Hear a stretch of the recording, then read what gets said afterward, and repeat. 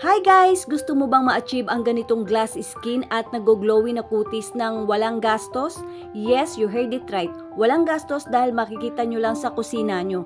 Kaya kung interesado kang malaman, para sa'yo ang video na to. Ang skincare na ito ay ang rice water na common ang ginagamit sa Korea at sa Japan. Lalong-lalo na noong unang panahon na wala pang masyadong naiimbento na mga skincare na nabibili sa merkado. Para hindi masayang ang bigas na gagawin lang natin para sa skincare, ang ginagawa ko pag magsasaing kami, tsaka na lang ako kumukuha. Ang rice water daw kasi ay may amino acid and minerals na nagpapabagal ng skin aging. Nakakatulong din to lighten scars, comfort sunburn, diminish the oily appearance of the skin. O diba, ang dami palang nagagawa ng rice water para sa skin natin. All natural pa at hindi natin kailangang bilhin. Ayan, isalang na natin ang sinaing natin at antayin natin kumulo. Disclaimer lang guys, dahil meron tayong iba't ibang skin type, pwedeng yung nag-work sa akin, hindi mag-work sa'yo, at yung nag-work sa'yo, pwedeng hindi naman mag-work sa akin. At wala din po akong professional knowledge about skin. Ang maganda lang sa rice water ay all natural siya at wala siyang harmful ingredients. Ayan, kumukulo na ang sinaing natin at bago siya mainin, yun yung kunin yung tubig. So, konti lang ang kukunin ko. Pupuniin ko lang itong maliit na baso dahil pan 3 days lang ang kukunin ko. Sabi nila, pwede mo daw itong gamitin up to 1 week kung naka-refrigerate siya.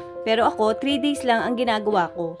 Pero syempre, aamuyin nyo rin muna bago nyo gamitin. Pag medyo maasim na, palitan nyo na. Tapos, palamigin nyo lang yung rice water. Pag malamig na siya, pwede nyo na isalin kung meron kayong empty sprayer. Pero ako, dito ko siya ilalagay sa empty bottle na merong dropper. Tapos, pag naisalin nyo na, pwede nyo na siyang ilagay sa rep para tumagal yung buhay niya.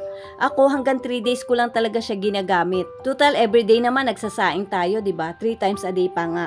So, para laging fresh yung gagamitin natin. Ayan, naisalin na natin. Pwede na natin itong ilagay sa rep. Mas maganda kasing gamitin pag malamig dahil mas refreshing siya. Pwede nyo itong gamitin pagkagising nyo sa umaga after maghilamos. Pero ako, ginagamit ko siya after ko maligo. Ayan na nga at bagong ligo na tayo. Kaya mag-apply na tayo. Maglagay lang tayo ng ilang drops hanggang sa mabasa lang yung buong mukha natin. Make sure lang na malinis ang mukha nyo bago mag-apply ng kahit anong skincare. Tapos, hayaan nyo lang matuyo sa mukha nyo. So, ayan, nalagyan ko na yung buong mukha ko at sorry guys, hindi pa ako nakakapagsuklay. After 30 minutes, pwede nyo nang banlawan. Pero ako, ilang oras minsan umaabot sa mukha ko. Minsan 2 hours bago ko siya banlawan. So, yun lang guys. Sana nagustuhan nyo ang video na to at huwag nyo kalimutang mag-like and subscribe. Thank you for watching!